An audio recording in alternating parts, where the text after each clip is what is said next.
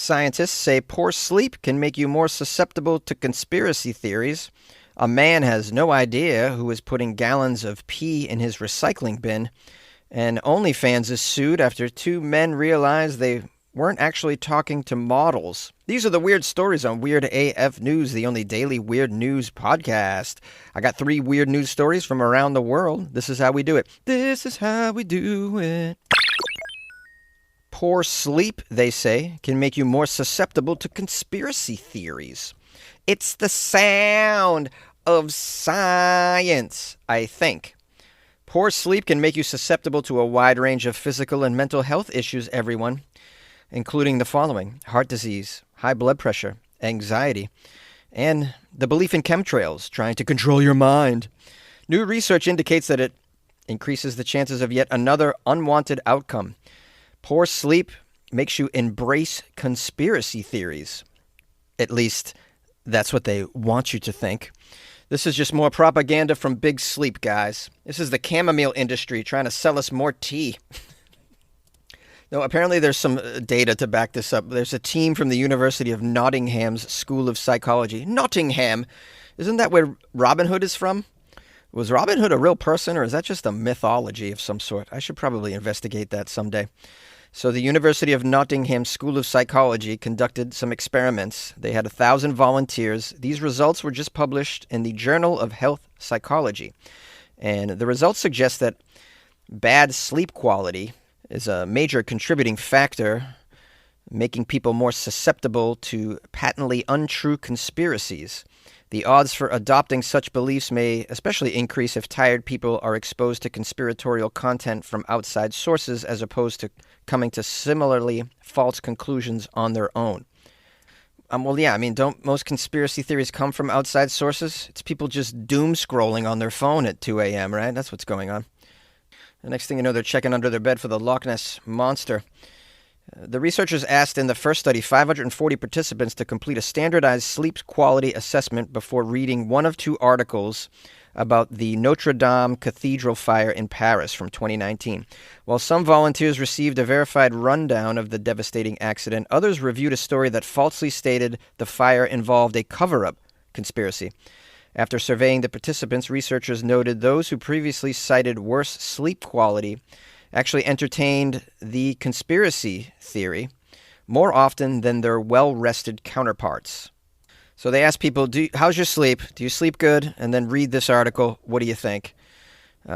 This is psychology, so a lot of the experiments involve questionnaires, which to me doesn't seem that scientific. You could have actually deprived some of the participants of sleep and then had them read an article about conspiracy theories if you really wanted to do it properly, in my opinion. But no, we'll use questionnaires. After analyzing the data, the researchers argue there is often an actual direct link between a conspiracy theory mindset and poor sleep or insomnia. In many cases, depression emerged as the major underlying psychological mechanism behind conspiratorial thinking as well. But sleep was a huge factor, apparently. Yeah, but how are you supposed to sleep when you're abducted by aliens every night, man? Giving pro bono procto exams. All right, they put a metal plate in my butt, I think. I just know it. Keeps going off when I try to go through TSA. That's aliens, man. That's why I can't sleep. Now we have a quote from one of these nerds that did the study named Danny. He's an assistant professor of social psychology. He said, quote, "Sleep is crucial for mental health and cognitive functioning." Wow, look at the big brains on Danny. Telling me something I had no clue. Sleep is crucial for mental health functioning. Get out of here, Danny. Come on. I've made the best decisions of my life not sleeping for a day. Come on. I need to see more data, Danny. All right? Danny adds that poor sleep has been shown to increase the risk of anxiety and paranoia and depression, factors that also contribute to conspiracy beliefs. Well, he failed to mention Fox News. Now it says buying into conspiracies doesn't just result in a newfound affinity for tinfoil hats.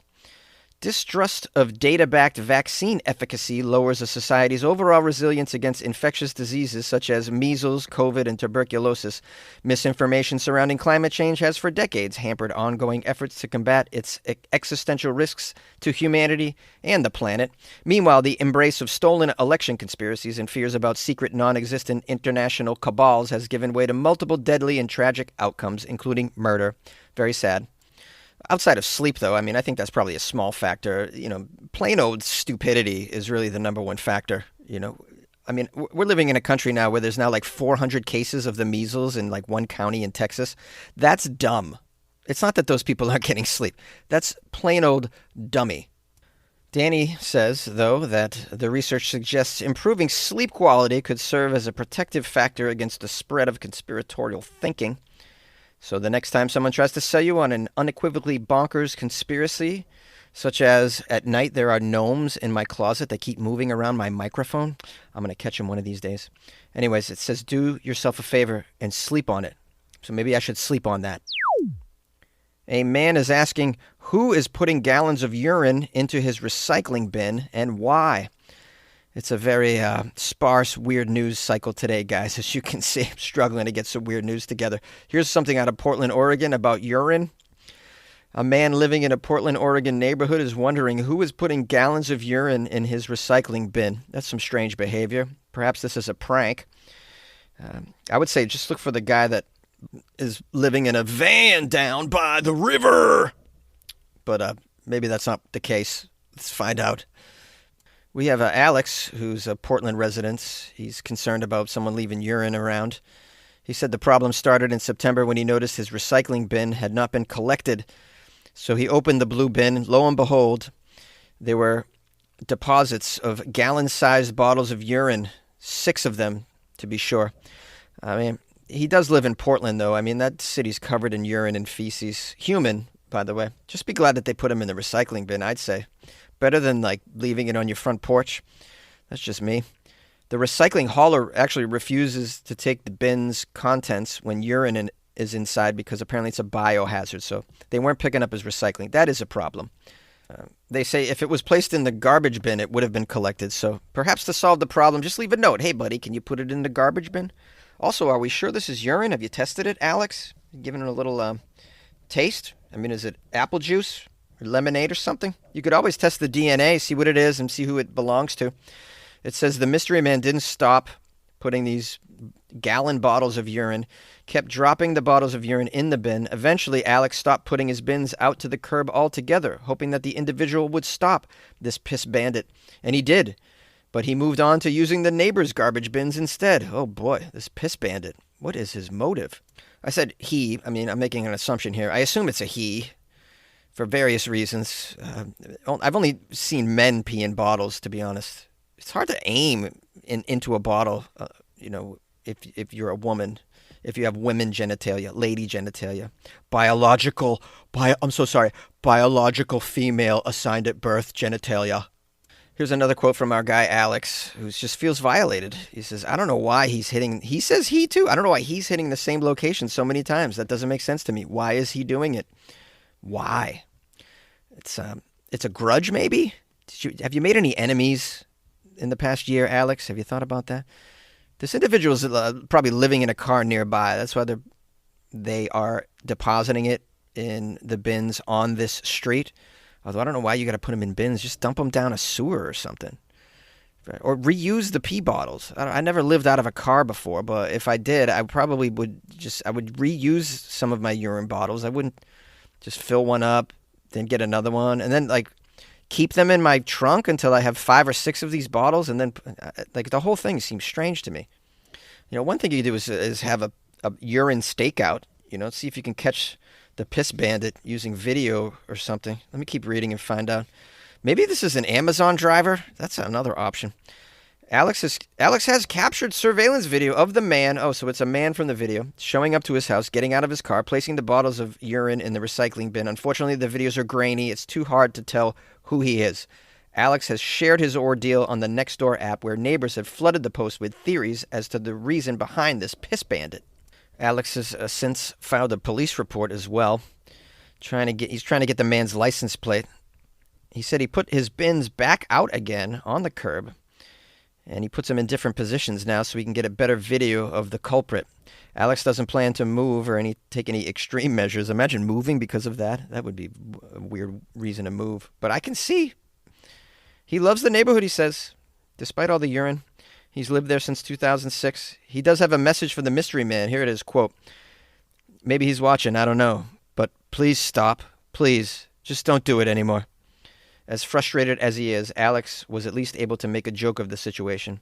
He says, "It's a lot of pee, man. A lot of pee. I mean, this guy's really pissing me off." That's good. That's a good joke, huh? I got it. Hey, Todd, Daddy, how you doing? OnlyFans is being sued by two guys who realized that they're not actually talking to the real models that they're following on there. You mean the model doesn't answer your horny messages at 2 a.m.? It's not the real model answering that message? Oh, what's wrong with these guys? This is Dumb and Dumber open OnlyFans accounts here. Same guys that think the stripper's got a crush on him, I'd imagine. I thought we all knew that they're not really chatting with you on there. How could they possibly chat with all of the people that follow them on OnlyFans? They don't have enough time during the day. They're too busy bottling up their urine to sell. Packing up those used panties to get that $500. You imagine what people pay for used panties on OnlyFans? I can't imagine. I've never opened an OnlyFans account, by the way. I've never even been on the platform. But I've covered a lot of stories about it, and I've heard a lot of nightmares about it. It says two former OnlyFans subscribers are suing the platform in a class action lawsuit, claiming they were defrauded because creators allegedly weren't interacting directly with them, but were instead employing agencies to impersonate the models that they thought were speaking directly to them on the chat. Yeah, I mean, some of these OnlyFans models, they hire agencies that handle everything for them except for, the dirty things that they're doing on there. I'm sorry, the talented things that they're doing. They're talented, after all, right? That's a lot of talent. Yeah, I mean, you thought it was the real model talking to you? I know a dude who, he does the chat for his girlfriend who's on OnlyFans. He handles answering these messages for her. I'm telling you, this happens. So, the guys think they're speaking to her, but they're actually speaking to her boyfriend, which is a little weird. Imagine the end of the day work talk between him and his lady. What a day, babe. I mean, this disgusting sleazeball from Florida kept talking about your genitals and how he wanted to use a Pringles can on him. He actually offered an extra $200 if you would insert a Pringles can at some point in the stream. Now, it says both of the plaintiffs. Plaintiffs? Plaintiffs. Well, it just struck me how strange of a word plaintiffs is. Plaintiffs. Sounds funny. The plaintiffs are both from Illinois. They claim that they thought these creators that they subscribe to, they thought that the creators, some of whom have hundreds of thousands of subscribers, were talking to them in direct messages and direct video clips, but also say that if they'd known they weren't speaking directly to the creators themselves, they wouldn't have subscribed or they would have paid less to subscribe. If OnlyFans stopped creators from using agencies to talk to fans, they would consider going back to spending money on the platform, they say. But you can't stop using third parties to answer the messages for you because there's not enough time in the day for these OnlyFans. If you have hundreds of thousands of men hitting you up because they want to see your butt crack, I mean, you just can't answer all these messages. You can't engage in a long conversation with them. I know these men want, they don't just want the videos and the photos of whatever the girl's doing. They're looking for, they're lonely. They want to have conversations. Part of the allure to platforms like OnlyFans is they do kind of advertise that you can speak directly to this person. Whereas if you're just watching porn, you can't really do that, right? But if you're on the OnlyFans, you can have a conversation, or at least so you think you can have a conversation. So, but you're going to be having a conversation with not her, man. It's an agency, which means it's some dude in India. You know what I mean? Yeah, it's not Brandy you're talking to, buddy. It's Babu. Yeah, I mean, I thought everyone was aware of this. There's actually legit gigs you can get to do this. It's called OnlyFans Chatter. You can be hired, and your full-time job would be to chat with dudes who want to get to this OnlyFans model in some way, shape, or form, want to connect with her. Instead, they're talking to you. Now, the plaintiffs are unable to provide proof in their complaint that they were talking to agency chatters or even chatbots and not the creators themselves, but they say that they became suspicious after subscribing, including realizing that a single individual, the OnlyFans model, could not possibly send the number of direct messages or videos that generating revenue from 700,000 fans in one creator's case would require. That was a little clunky. Basically, they're saying if you have 700,000 fans, how could you be chatting with all of them in the same day? Or even 1/7 of them, or even 1/100th of them, or even 1/1000th of them. It's physically impossible. It says one of the plaintiffs here created an account primarily in order to engage in friendly conversations with the models. So nothing erotic, but just wanted to have a friendly conversation, make a friend, and share photographs of his cooking creations. I just want someone to look at my cooking photos. Won't someone look at my cooking photo? I'll pay you to look at my cooking photos. That is an odd reason to sign up for an OnlyFans account. Wow, the epidemic of male loneliness right now in the 21st century it's at a very concerning level, is it not? Bro, I'll look at your cooking photos, man. If you make some cool dishes, I'll give them a thumbs up. Send them on over to @funnyjones on Instagram. I won't even charge you, bro. Now, the article says that OnlyFans agencies have been a well-documented industry for years, especially the chat aspect, where people employed by an agency manage creators' messages and in some cases respond to fans. Not all OnlyFans creators use agencies or chatters, but there are dozens of agencies that advertise this service. And many of them are out of the country. They're in places like the Philippines, India, and Bangladesh.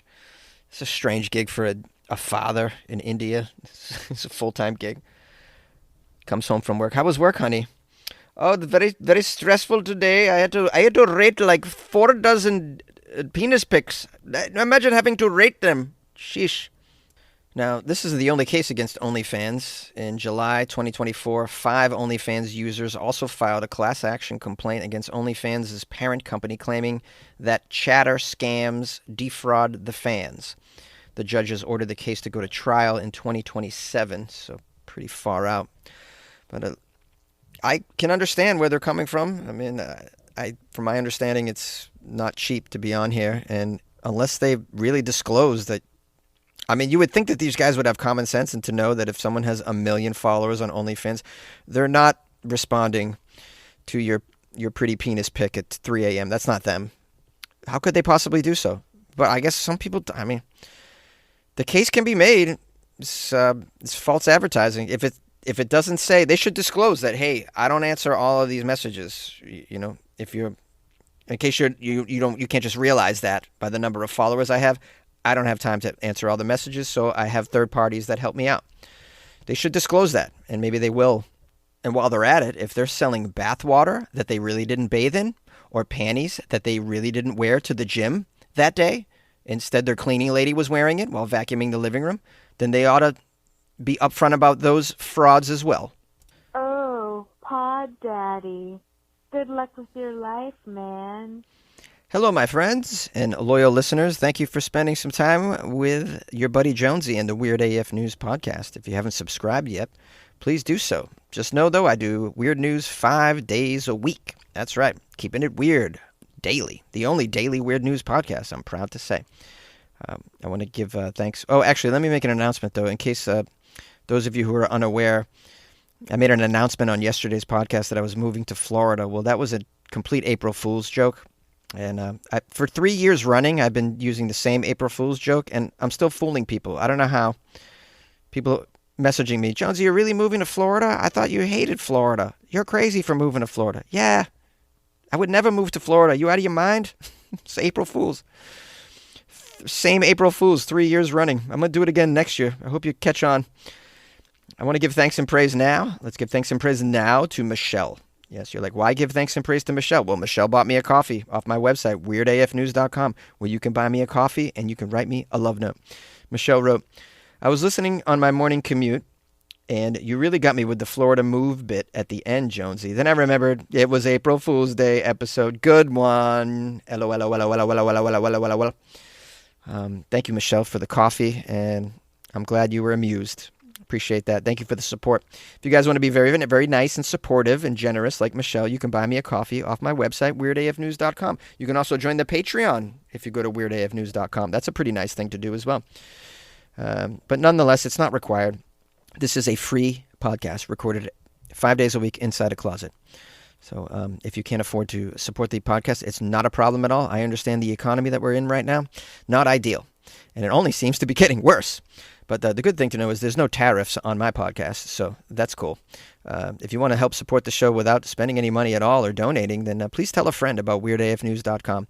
I mean, about Weird AF News podcast, I should say. It's a great alternative to mainstream news. Let's say that. Mainstream news will get you down. Mainstream news will make you angry. Mainstream news will make you hangry. Mainstream news will make you buy into conspiracy theories.